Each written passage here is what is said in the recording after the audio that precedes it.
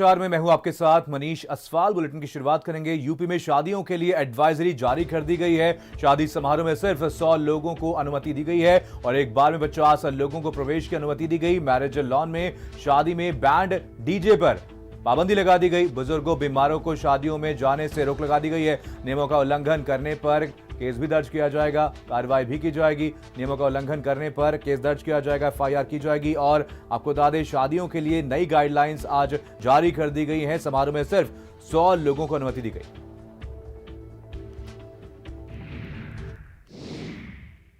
किसी भी जो वैवाहिक समारोह अब होने वाले हैं इस समय, किसी भी जो बंद हॉल में होंगे उसमें 100 से ज़्यादा व्यक्ति एक समय में नहीं रह सकते।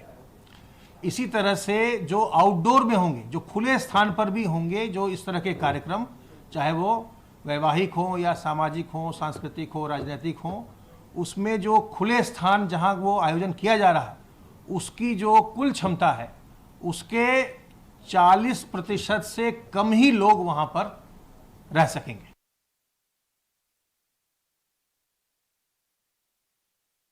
आज गाइडलाइन सरकार की तरफ से जारी कर दी गई हैं और आपको बता दें कि यहां पर अगर नियमों का उल्लंघन किया जाता है तो उसके खिलाफ कार्रवाई भी की जाएगी।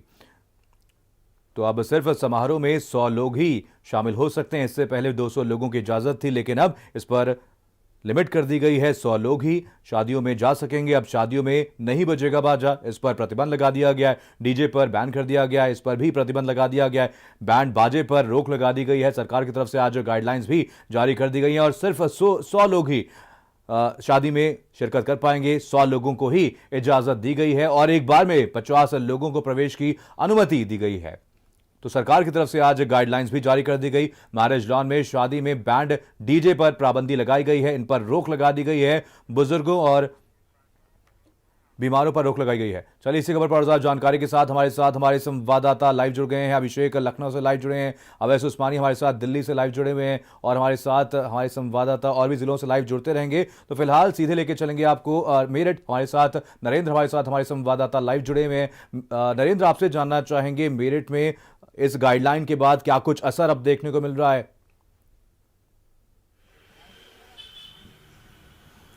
देखिए, असर तो बहुत बड़ा होने वाला है। खास करके जो शादी ब्याह से जुड़ा हुआ कारोबार है वो प्रभावित होगा, लेकिन लोगों की जान ज़्यादा कीमती है। सबसे बड़ा सवाल यह है कि जो लोग वहाँ पर गैदरिंग में इकट्ठा होते हैं, जहाँ भी कोई आयोजन होता है, वहाँ पर उनको इम्प्लीमेंट कराने के लिए जो नियम सरकार ने बनाए हैं वहाँ मौजूद कौन रहेगा। जहाँ तक सरकार का कहना है कि जो वीडियो रिकॉर्डिंग है वो बाद में जब कार्यक्रम हो जाएगा उसके बाद जिलाधिकारी कार्यालय को दी जाएगी, जहाँ से ये अनुमति जारी होती है।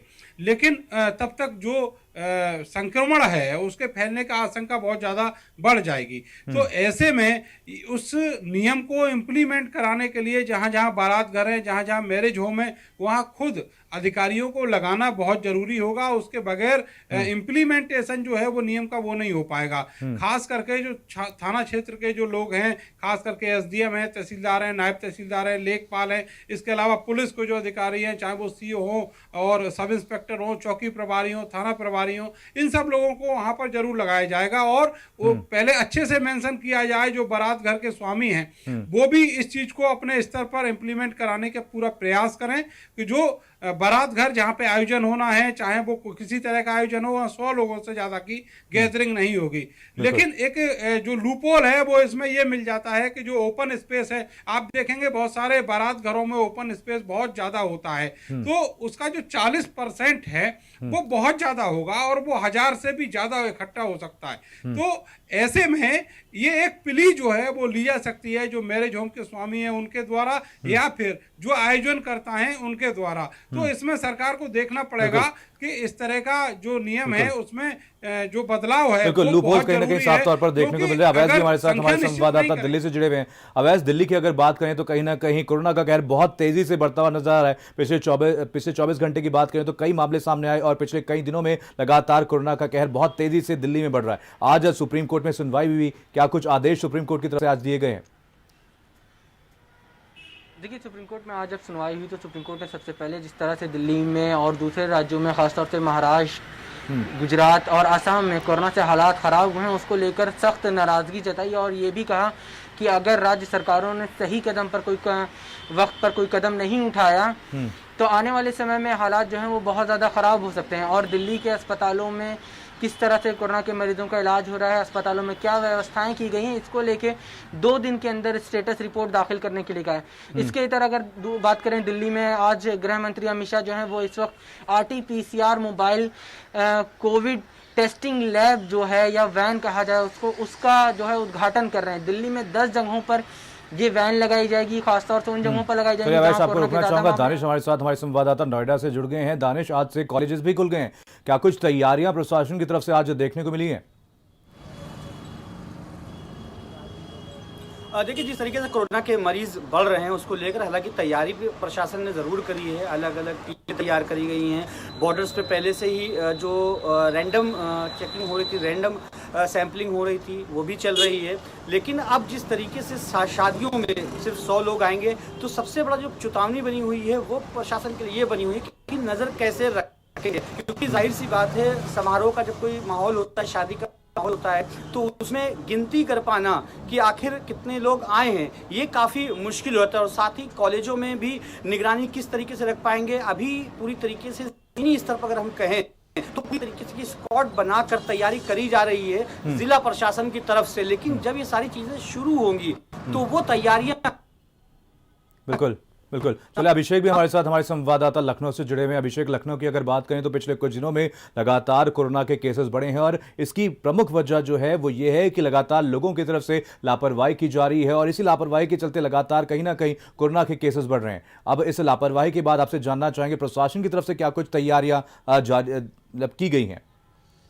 जी हाँ, बिल्कुल। बीते 2 हफ्तों में लगभग 50% संक्रमण के केसेस बढ़े हैं और इसके बाद से कई एहतियात उठाए गए हैं। एक तो चौराहों पर चेकिंग कराई जा रही है, बिना मास्क के जो लोग निकले हुए हैं उनका चालान किया जा रहा है, पब्लिक एड्रेसल सिस्टम का इस्तेमाल किया जा रहा है, दुकानों को एडवाइस किया गया है कि वो सोशल डिस्टेंसिंग का पालन करें क्योंकि वहाँ भी औचक निरीक्षण हो रहा है और अगर सोशल डिस्टेंसिंग का पालन नहीं हो रहा तो कार्रवाई की जा रही है। आज ही अब से कुछ देर पहले शासन की तरफ से शादी घरों और मैरिज हॉल्स को भी एक एडवाइजरी जारी कर दी गई है कि वो सरकार की तरफ से जो तय सीमा है उससे ज्यादा लोगों की अनुमति नहीं दे सकते और उसका वायलेशन होता है तो उन पर कार्रवाई की जाएगी। तो कड़े कदम उठाए गए हैं और इसका असर जाहिर तौर पर कोविड संक्रमण को रोकने में होगा। लेकिन ये भी आप सभी लोग नजर बनाए रखिए।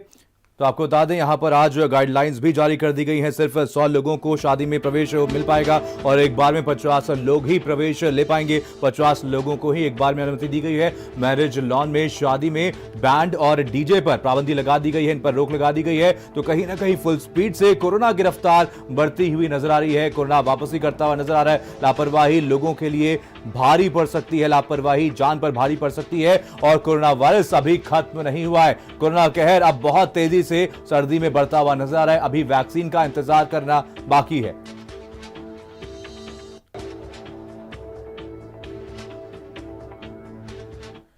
दुनिया में हाहाकार मचाने वाला कोरोना एक बार फिर से